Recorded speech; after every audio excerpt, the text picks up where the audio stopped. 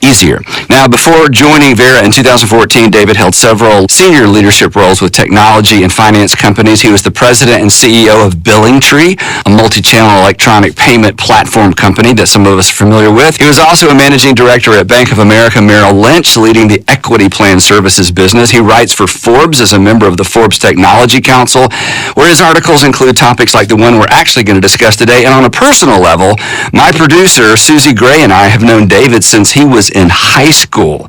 So who would have guessed, right? Welcome to the podcast. It is great to be here, Andy. Thank you. Yes, it's always a little bit intimidating when someone I knew in the 9th grade grows up and does amazing things. It's like the first time I got on a Delta Airlines jet and somebody I grew up with was flying it, and I'm like, oh no.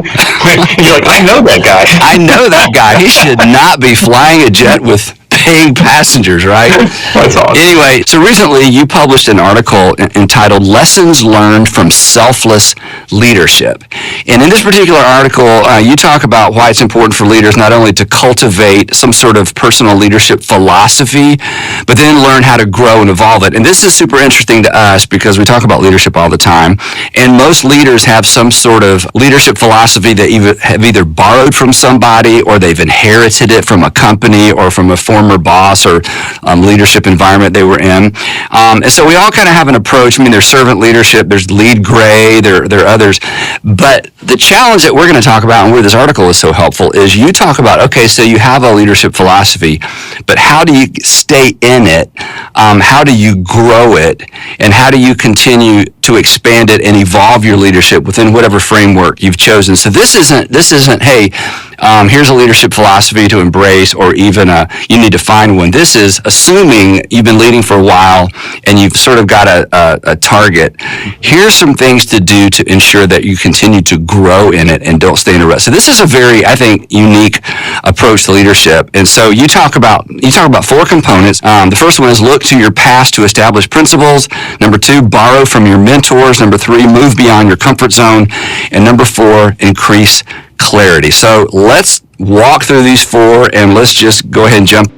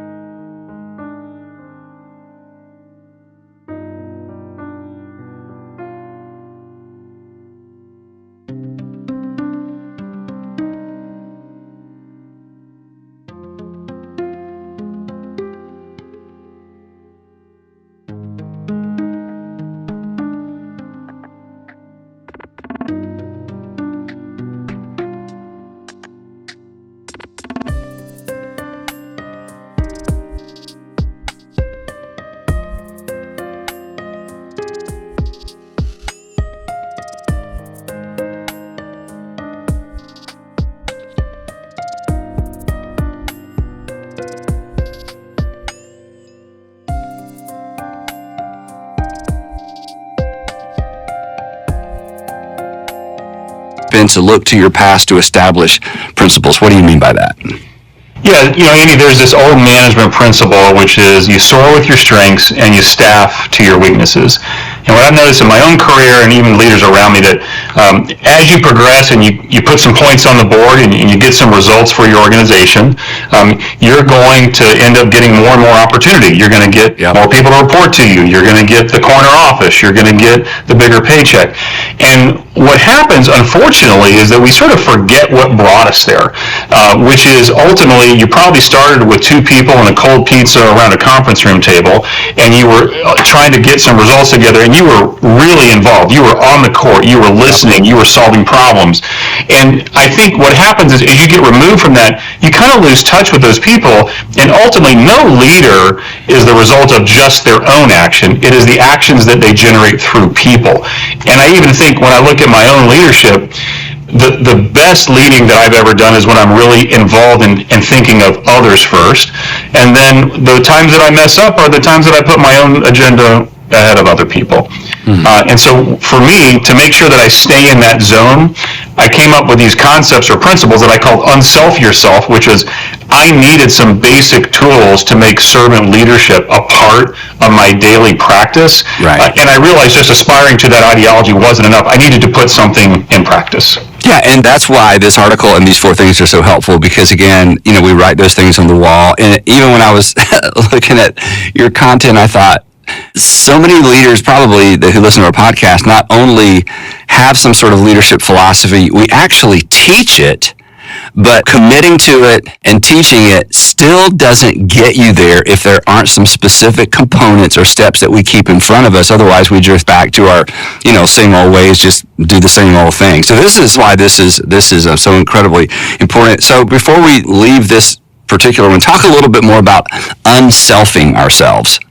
Yeah, that was a concept that I came up with because what I have found, Andy, I'm sure this isn't true for you, but I'm very easily selfish. It may be my best thing. I can very quickly turn things about me, and I don't even know that I'm doing it. And just trying to not be selfish is something we wish we could do, but the reality is we can slip into old behaviors that turn us into the leader that we wish we weren't being, and certainly not the behavior that the organization would ask of you.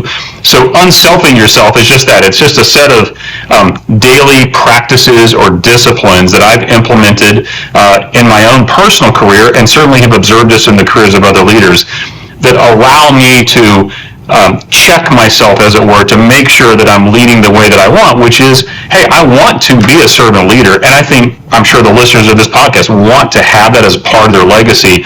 Right. I just needed some practical tools to make it happen. Yes, so talk about, because this certainly brought back memories. I thought you were too young to even know what this was, the Hoosier Rule from that old movie. I mean, I won't even ask how old you were when you saw that movie, but that old Gene Hackman movie, it's a classic, it's amazing, and you've taken sort of a single principle from that film and made it kind of a life mantra. Talk about that. I thought that was interesting. Yeah, it's such a great movie for those that haven't seen it. Gene Hackman takes over a small basketball team in rural Indiana, and one of the first changes he makes is, hey, we got to stop shooting the ball. We got to pass the ball 5 times before someone takes a shot.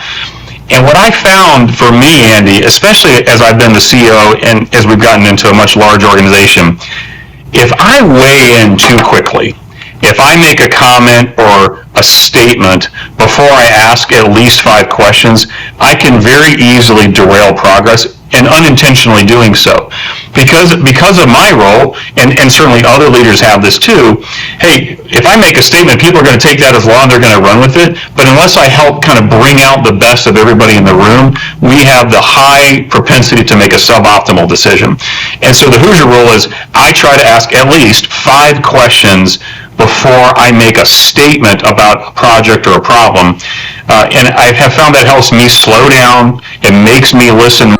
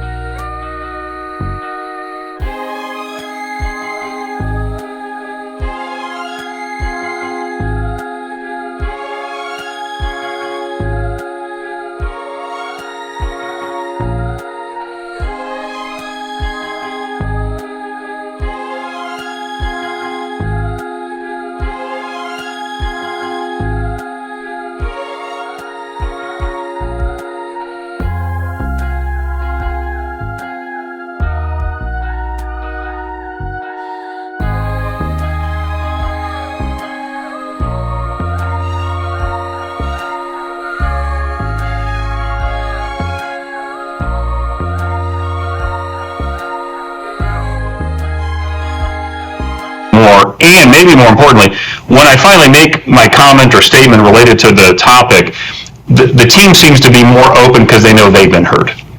And this is a way to ensure you stay between the guardrails of your chosen leadership philosophy, which is servant leader. This is just, if you do this, if you essentially pay attention to this little rule you talked about, it keeps you there, which, again, we all need those things. I want to just go back to one statement you made, that you can quickly end the conversation by weighing in too early.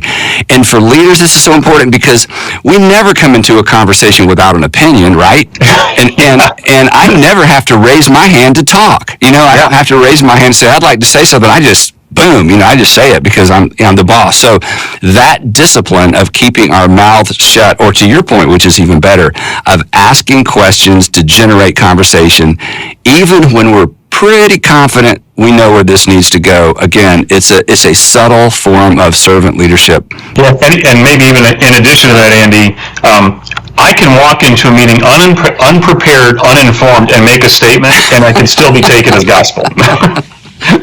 Yeah, that's even worse. Yeah. I actually had coffee late yesterday afternoon with a guy who just took over a really, really large nonprofit in Atlanta, and he used to work for us, and they hired him away from us, and we were so proud of the fact that they, picked off one of our top leaders, and he's doing a great job.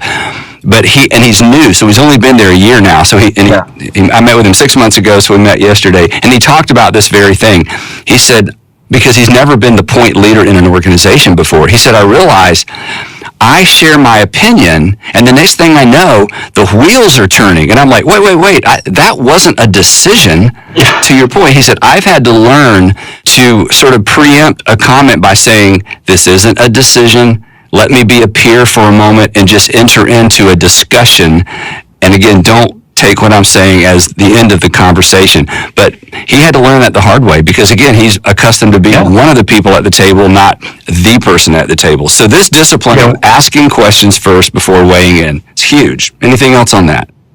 Well, I was just going to say the other thing I've realized is that when you become the point leader, the joke is you get taller, funnier, and smarter. Yep. And it is very hard to get true and honest feedback if you're always coming in with an opinion first. You're just not going to know the truth unless you kind of bring it out because you're the boss. And that's not a bad thing. It's just something that we have to work through. Yeah. One of the other things you mentioned, and I want to get to these other things on the list that you have that are so good, is you talk about, and this was quite an interesting discipline, to every day pre-decide to be extraordinarily kind to a specific team member or a team member. Again, goes back to I'm pre-deciding. I have some rules for my life to ensure I stay between the guardrails of my leadership philosophy. Talk a little bit about that. I thought that was pretty amazing. Yeah, the practice really comes down to as you go into the office or the meeting or what have you, you as a leader, you have an opportunity to have a positive impact in someone's life. And that can be a note of encouragement. It can also be even admonishment. But the reality is the way that you deliver that can be something that could have a really positive effect. One of the aspects that I do this is through thank you cards. It's not fancy and it's not hard. It's not a text message, but it's actually a handwritten thank you card where I'll send to someone's home. And the idea behind that is, one, they're getting they're getting a letter from me at their home that is recognizing them for a contribution and thanking them, and they can celebrate that with their family.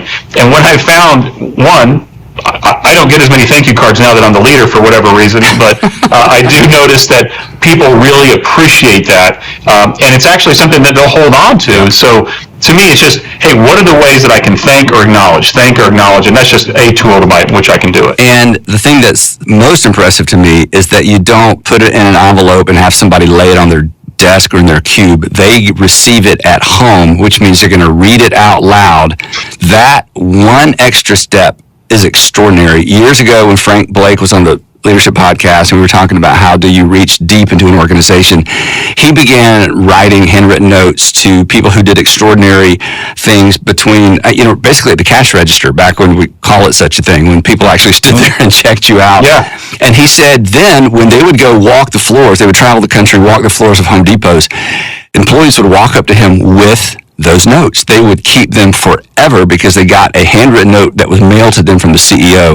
So yeah, those kinds of things are extraordinary. It's just a habit that keeps us within the context of our leadership philosophy, which in this case is servant leadership. Okay, we could talk the rest of the time about that. So look to your past to establish principles. Number two, the second component, you talk about borrow from your mentors. What's that about? Mm-hmm. Well, I was very fortunate, Andy, to have, I just had a lot of really great mentors in my life, men that were willing to take a chance on me, to sort of lean into my life, and I have a library of the things that I've taken from them, and one of them was a way to represent what what could be considered just a very simple leadership philosophy. And we call it, everyone here at my company has heard this story many, many times. They'll probably fast forward the podcast as I go into this because they've heard it so many times, which is, we call it the 4 F's, which is fair, firm, friendly, and not too familiar. Okay, you got to repeat those. That's amazing. Yeah. Fair, firm, friendly, but not too familiar. Yeah, they had to catch the extra F, but it has a couple extra words there. But yeah, so the concept is fair, especially with employees, but really with customers and suppliers and partners. We want to be seen as fair-minded. We never want to take more than we deserve. We want to make sure that we're protecting what we deserve, but we want to be really fair-minded. And people just like working with companies that act like that. That's not a hard one. Right. Firm is, hey, when you are setting out expectations and you are going to hold people accountable to something, you need to be clear, and you don't need to apologize for setting those expectations. I've seen a lot of leaders kind of struggle with what I might call taking a stand, and it's not being firm, it's not yelling or screaming or anything like that. It's just been, hey, we agreed to an expectation, these are what we have, and so we're going to march forward accordingly. Friendly is just that. It's like, hey, be approachable. It's very easy as a CEO. I could stay in my office and no one's going to come by unless I go find them, because they don't ever want to come in my office because they probably think they're in trouble if they do. So you got to be approachable and find ways to be on the court. And then the final one is not too familiar. Not too familiar is, I've seen this mistake with leaders that they build really tight bonds with their teams, and as they try to get to that more senior executive level, they're unable to release those relational bonds, and it causes, I think, many times poor decisions. You lose clarity and perspective, and so not too familiar doesn't mean you're aloof. It just means, hey, I may not be the guy going bowling with the team every night. I'm going to keep some distance so that I can make sure that I'm doing my job correctly. That probably deserves an entire podcast, because that whole idea of friendly, but I have to be honest, we aren't friends. We can't be friends because there's an inequity. I'm your boss, and I can be as friendly, and you. But there's just an inequity, and I shouldn't go to lunch with everybody every time. And like you, 2 or 3 of the people that I've worked with for so long and knew before we began working together, and the relationship changed. And acknowledging that and staying in my lane in terms of that, it's a really difficult thing at times. Well, and maybe an additional point that it's actually a disservice to the person that works for you. They may not see it as such, but they don't need to be seen as the person that has a special relationship with the boss. It needs to be based on performance. Again, you're friendly, you can enjoy working together, but sort of sharing a lot of personal aspects and time with them is probably certainly something I would encourage leaders to think about avoiding. Yep, because people are going to assume that even if you're working hard for that not to be the case. How could they not? Oh yeah, well, you guys have known each other 20 years. I'll never be on the inside circle. Well, I'll never have known you for 20 years. That's true. But now, to keep all this in context, so this is part of this whole idea of borrow from your mentor. So what I took from this, correct me if I'm wrong, is I think it's great that you weren't afraid to say to your team, here's something that you're going to hear me talk about a lot. I didn't originate this. I brought this in from this is something somebody else taught me. And I think sometimes our desire to be original, we're either not honest or we tweak an idea so we can own it and it's not as good. So the freedom to bring into our current leadership context things we've learned from other people and give those people credit. Absolutely. Yeah, originality is, it's overrated for sure. Yeah, I will cite books and make sure they know who the author is, or I'll buy them the book to make sure that they read it. There's no reason to own every idea. There's so many great ideas out there. It's how those get applied, and you can say, hey, this worked for me. That's why I'm recommending it. Okay, first, look to your past established principles. This is sort of remember where you came from and hang on to those core principles. Number 2 was to borrow from your mentors. And then number 3, you talk about moving outside your comfort zone, which of course is something we all have to do from time to time, which sometimes entails, I don't know if you want to talk about this or not, it also entails moving outside of your competency zone, which can be detrimental. So there are times you got to step outside your comfort zone. But for me, when I do that, I realize, I shouldn't stay here too long. I'm going to bring my weakness into an area where we need more strength, less weakness. So talk a little bit about stepping outside the comfort zone. Yeah, the best example, and I suspect most leaders that were in leadership through the pandemic could probably say we were all pushed out of our comfort zone in one way, shape, or form. And to some extent, the leadership in that is almost easier, and I say that with air quotes, and the reason I say that is you are so focused on what is in front of you, you're just making decisions, you're doing it as a team, it's much, much easier. We had to. Yeah, there was no choice. It was like, right. It was super clear. Our business took a significant hit in terms of our financial performance, so we had to make hard decisions very quickly, move everybody home in 2 days. It was all the things that everyone can look back in time and remember how it happened.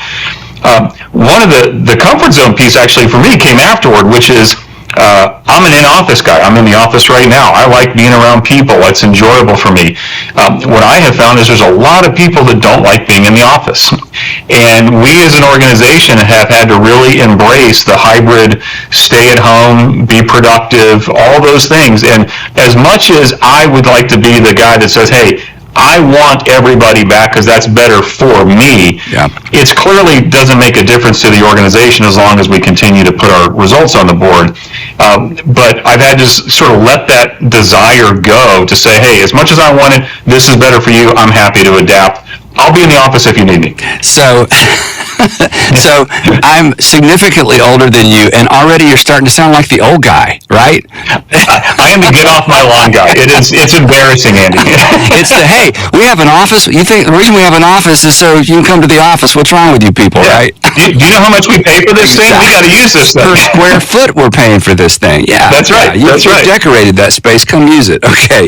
So again, there are so many applications, I'm sure, to stepping outside the comfort zone. Again, there's often a temptation in leadership to get outside of my comfort zone because there's something that I feel like I need to address. There's a problem I need to solve. And then there are times when, in my world, I will be so frustrated with something that instead of using proper channels or principles to address it, I will just get outside of my responsibility zone, which is often my comfort zone, and I don't manage those things well. Are you ever tempted to cross that ethereal line? Yes, especially when things go wrong. Because I'm a driver, I want to win, I want results, and I obviously want them sooner than everybody else wants them because that's the way that I'm wired. I notice when things are going wrong, I can get really frustrated very, very quickly, and that starts to show up. And when that shows up, to the point I made earlier, things start to shut down. And then I'm sort of talking about things that I just don't really know that much about. We have a big company. We're in 17 countries. I don't know everything. But my frustration and anger brings me to the point where I think that I should just weigh in on it. And I should probably stay in my comfort zone and not leak outside of that. Yep. And anything, before we move on, that sort of tips you off, oh, here I go again, because I know what it is for me. I mean, I've been doing this long enough where I realize, Andy, there's that thing. Yeah. And for me, when I started having imaginary conversations with staff or people, I realized, okay, Andy, you're gearing up. You got a lot of energy around this. If you step over there, you're bringing too much energy with too much authority. And as Diane, my assistant, reminds me, and Andy, your words weigh 100 pounds. So just this probably isn't the time to address it. How about for you? Any internal red flags? Yeah, I can almost tell. I actually got coaching on this topic because I can get so animated that, again, it's just a disservice that when I'm going to a meeting where I think that might happen, I put my watch on the other wrist. Oh, wow. And it's literally just a cue. Now, I think probably in the organization, they know that if I have my watch on the other wrist, it's probably going to be a bad meeting. But at least it does express the fact that I'm trying to make sure that I'm keeping it in the rails. Wow. And so the people, your direct reports, they know that you do that? Well, they do now. Yeah, they will if they listen to the podcast. No, I've self-disclosed that I'm trying to make sure that I can, you want to keep the bubble in the middle as much as possible as the point leader. And emotion can be appropriate in certain occasions, but probably 5% of the time, not 40% of the time. Watch on the other wrist. David's in a mood, everybody. I think I don't feel well. That's right. Yeah. I should probably do that at home with my kids as well. They would start to know if I come home with my watch on. That's not, and never in a one-on-one, right? A performance review. That's right. Performance reviews. Okay. All right, moving on. That's great advice. Okay, and again, just bringing this back to context, these are personal habits you've developed to make sure you stay in the zone of servant leadership, not top-down, I have all the answers. Okay, so number one, look to your past established principles, borrow from your mentors, you don't have to take credit for everything, move outside your comfort zone from time to time, and then this last one, increase clarity. What do you mean by that? Well, this is so patently obvious. I mean, you've spoken about this in the past. Patrick Lencioni's book, The Advantage, has a great content around this. And what I would just say is, if I look back at the moments where I had a quote-unquote miss or failure as a leader, my own it of that always goes back to clarity. Because just because I said it, or I sent the email, or we did a webcast or whatever, that doesn't mean it's clear. That just means I said something. And so what I have found is clarity takes an enormous amount of energy, and probably is job number one for the point leader, because clarity can disappear so quickly in organizations that it's this constant reminder. And so I've tried to make sure that when I'm ending meetings or when we're moving on forward initiatives or plans, that we stop each meeting and say, is everybody clear? Are there any questions? We can start over if we need to, whatever that is, just to make sure people have the opportunity to weigh in. And you touched on something and went by it I want to come back to. There is a tendency for me, I know, to get frustrated with the end user because they don't seem to understand what I so clearly articulated. How is it that 25 people could not understand? You know what I'm saying? If I don't hit pause and realize, and Dr. Hendricks, one of my graduate school professors, would say this: if the student hasn't learned, it's because the teacher hasn't taught. If the student hasn't learned, the teacher hasn't taught. That just reverberates. I just have to remind myself, okay, if they're still asking questions, they're not stupid, they're smart people, it's back on me. Yes, like you said, I've said it 20 times. We did a video and I sent out an email. If it's not clear, I got work to do. Yesterday afternoon, I went home very frustrated around a series of questions that has come from staff around one issue that I think, how many times do I have? And last night, I was so frustrated. I'm just going to do a little therapy here with you, David. I was so frustrated. Yeah. You know, last night I'm thinking about it. This morning I get up, and this morning I realize, okay, my responsibility isn't to chastise them or to explain to them how clear I've been. Even that's what I want to do. It's okay, own it. Is there another way to make it clear? And I came up with the help of my assistant, okay, let's try this approach, which is way better. So if I don't own that, I will telegraph frustration that ultimately is my responsibility. So clarity is huge. Yeah, and the downside of that is everyone else thinks it's okay to be unclear too. Because you're the boss, right? You could just say, hey, do what I say, here's what I said, I don't need to tell you again, and that is obviously a disservice to the organization as well. Totally. Wow. Okay. Well, as we wrap up, these are extraordinary takeaways. So for all of our podcast listeners, hopefully you have some sort of leadership philosophy that you are trying to align your actions with your behaviors to whatever it is. You choose it. But you're going to need some habits, as David just illustrated, to keep that in front of you, or we just drift back to our same old and what was modeled for us. So David, as we wrap up, any final thoughts on this topic for our audience? Yeah, the one thing I would just say is, for a lot of leaders who are listening, is servant leadership is a great ideology. Being others first, it makes a difference. But remember that ultimately it's also about results. Servant leadership is a way to garner the support of people to produce extraordinary results. If it didn't produce results, we wouldn't be talking about it. Yep. And again, it seems so soft. Fortunately, enough people have talked about this concept for so long, people who've accomplished extraordinary things like yourself, that has taken this idea seriously. But living it out personally and developing the disciplines around it are a whole other thing.